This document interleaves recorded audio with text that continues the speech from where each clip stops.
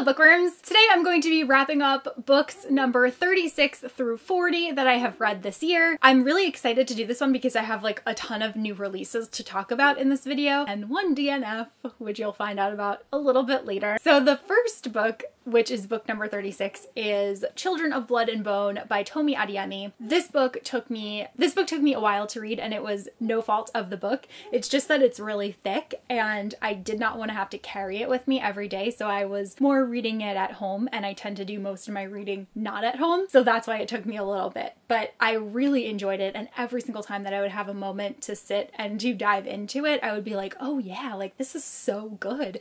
But it was nice because I kind of got to savor it. So the world of this book is really interesting. It is unlike anything that I've ever read, and it is a fantasy novel that is inspired by West Africa. In the book, we get three different perspectives. So first we have Zelly, who would be a magi if magic still existed within this kingdom. Then we have Princess Amari, who is the daughter of the current king, the king who has oppressed magic within Orisha, and she is someone who rebels against him, and she teams up with Zelly in order to try to bring magic back. Then we also get the perspective of Princess Amari's brother, Prince Inan, and Inan is more of the mindset of his father that yes, magic should continue to be outlawed, and he is really one of the villains of this story. I can honestly say that I liked reading from all three perspectives in this book. There was never one that I was reading and was like, oh, I wish that I could just get to this other perspective. I thought that all of them were interesting and all of them added really important things to the story. So I think in the beginning, I most enjoyed reading from Zelly's perspective because she's really headstrong and her heart was really in the right place, even though some of her decisions would frustrate me from time to time. But as I continued reading, I felt like I really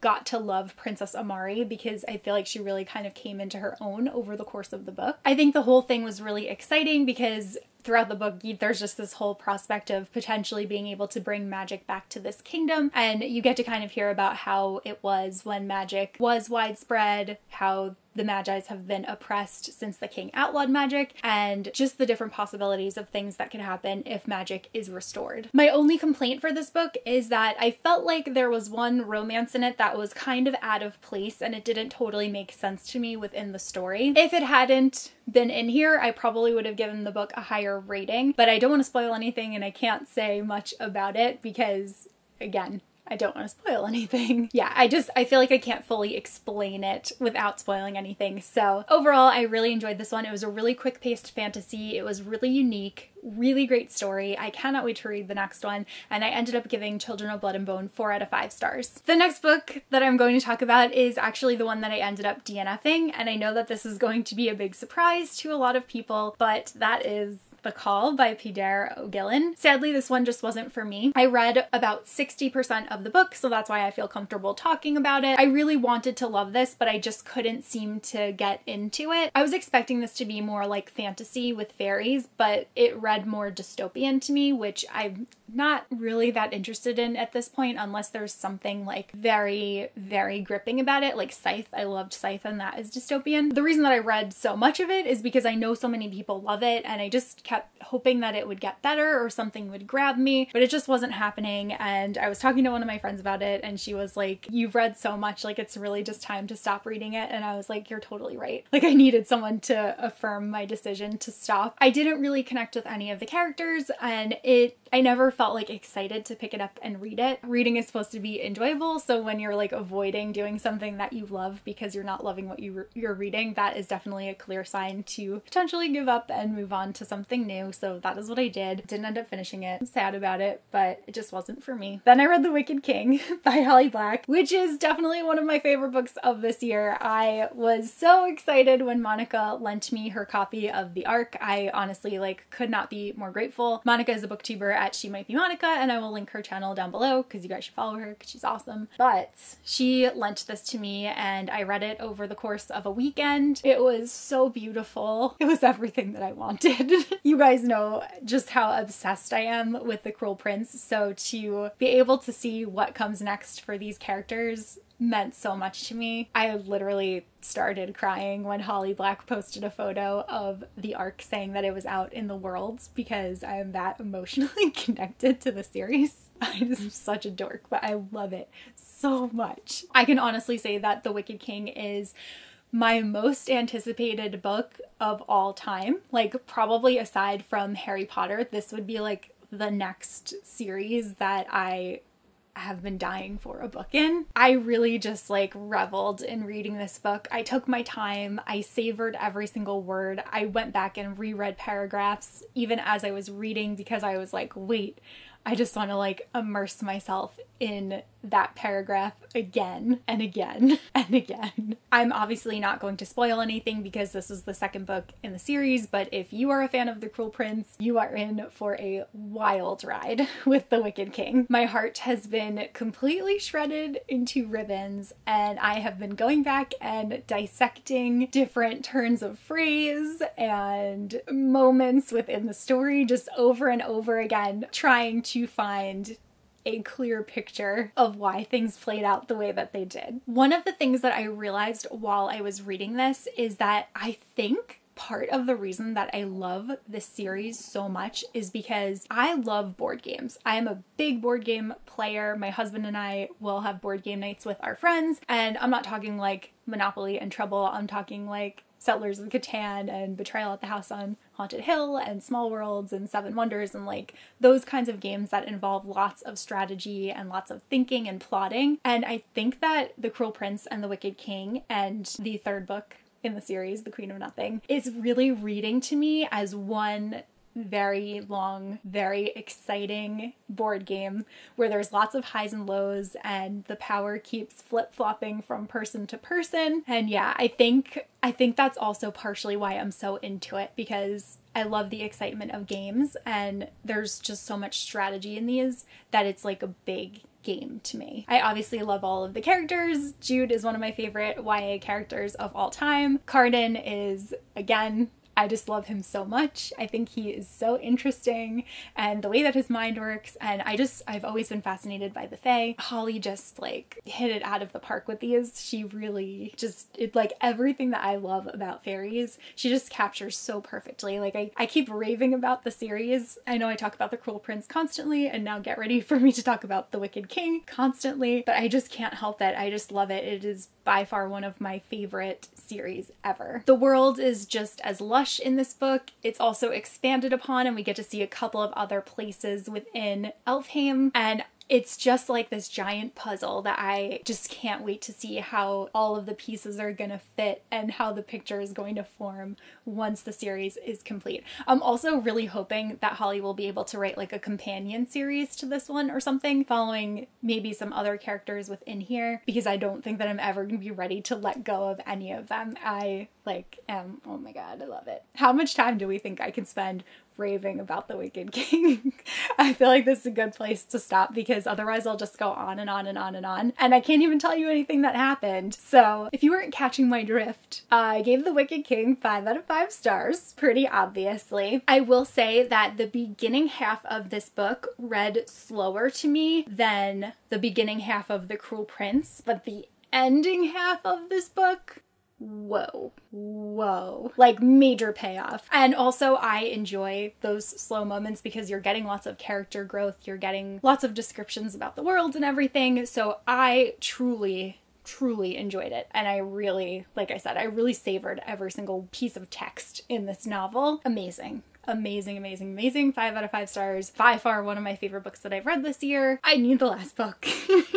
I don't even know how I'm like physically going to make it until I have the opportunity to read the next book, because I have so many questions and I need to know what's gonna happen. Gosh, okay, I need to just stop. If you haven't read The Cruel Prince yet, read The Cruel Prince so that you can read this one when it comes out. And if you have read The Cruel Prince, just know that you are in for a treat when The Wicked King comes out. The next book that I read is Stay Sweet by Siobhan Vivian. This is a book that I was really anticipating just solely because of the ice cream factor, and I'm so glad that this book delivered exactly what I wanted from, and it even went above what I was anticipating. It also matches my shirt that I'm wearing right now. So it is a cute contemporary. It is definitely a sweet treat, and it was the perfect book to ring in the spring season and kick off ice cream season in general. There's a tragic romantic story behind Mead Creamery, which is the creamery where Amelia and her friends work at during the summer. It has been a haven. It's always been all girls that have worked there, and after something happens at at the beginning of the book, a man is there to now manage the ice cream shop, and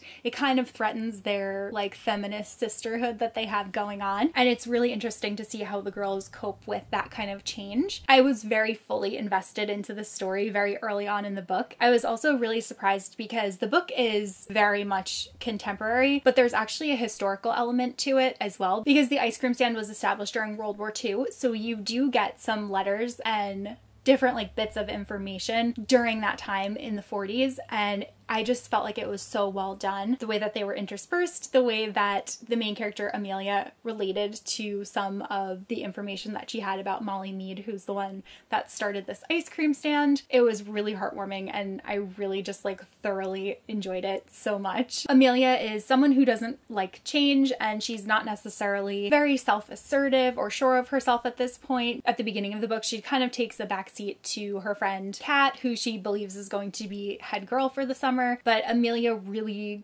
undergoes a whole lot of character growth during the course of the story, and it was so cute. I think Amelia kind of reminded me of a heroine from a Sarah Dessen novel, because she's still kind of unsure of herself. She doesn't have a ton of confidence, and she's still trying to find her way in the world, but she really has such a good heart. And obviously one of the main reasons why I love this so much as well is because of the ice cream factor. I loved just hearing about the stand, hearing about the girls serving the customers at the stand, hearing about the way that they love ice cream, because it's very similar to the way that I love ice cream, and it just made me so happy. Like, it just left me with such a happy feeling. It actually left me feeling very empowered and hungry for ice cream, as you might expect. The one thing that I didn't love about this book was the friendship between Amelia and her best friend. Her best friend got on my nerves quite a bit, but I felt like Amelia handled everything very well, and it was just really good. And I honestly think that I might start rereading this book like every March in order to get myself excited for spring. So I ended up giving this one 4 out of 5 stars. And then the last book that I have to talk about is Royals by Rachel Hawkins. This book will be out by the time I post this video, because I am horribly behind on posting my wrap-ups. So Royals is like exactly what I was looking for in terms of a light and fun read. It kind of reads like a trashy gossip magazine. Like, it was so enjoyable. It just had me flipping through the pages so quickly. There was lots of drama. It has the excitement of a normal girl getting swept away in a royal adventure, a headstrong main character named Daisy who had the perfect amount of sass, and the beautiful backdrop of Scotland serving as the setting for the story. I personally don't read like gossip magazines or blogs, but I definitely did when I was younger, and this kind of made me nostalgic for those days. They were so fun, and it's so funny to see how so many situations can be interpreted completely incorrectly, but it's still just so much fun to read despite knowing that they're probably completely inaccurate. I think overall Royals served the exact purpose that I was looking for, which was just something kind of mindless, something kind of fun, and I really think that this would be like the perfect beach read. I think Daisy was such a great character. I really enjoyed being inside of her head.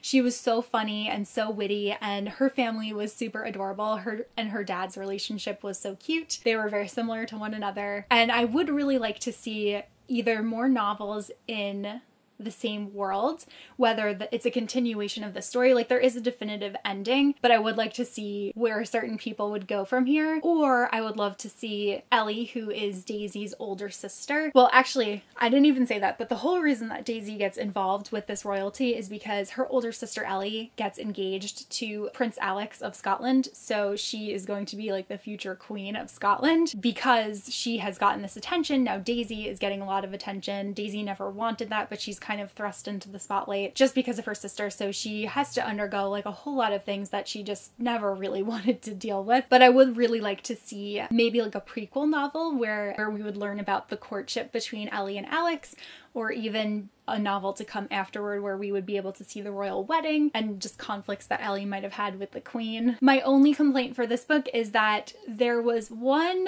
minor plot twist toward the ending that I felt was a little bit odd, and it seemed a little bit unnecessary, but it didn't put me off from reading, and I still really enjoyed it. I do think the ending was a slight bit rushed, but as I said, I would really like to see other books in the series. I would read them no question. And I ended up giving this one 4 out of 5 stars. So those are the next 5 books that I have read. I hope that you guys enjoyed this wrap up. The next wrap up that I do will be in my new apartment. The background might actually look exactly the same, so you might not even be able to tell the difference. We'll see. Yeah, this is actually like weird. This is the last video that I'm filming in my current space. It's weird, but exciting. I'm very excited. Let me know if you guys have read any of the books that I've mentioned, if you're excited to read any of the books that I've mentioned, or if you plan on picking any of them up. And that is all that I have for this video, so I will see you guys soon in a new one. Bye!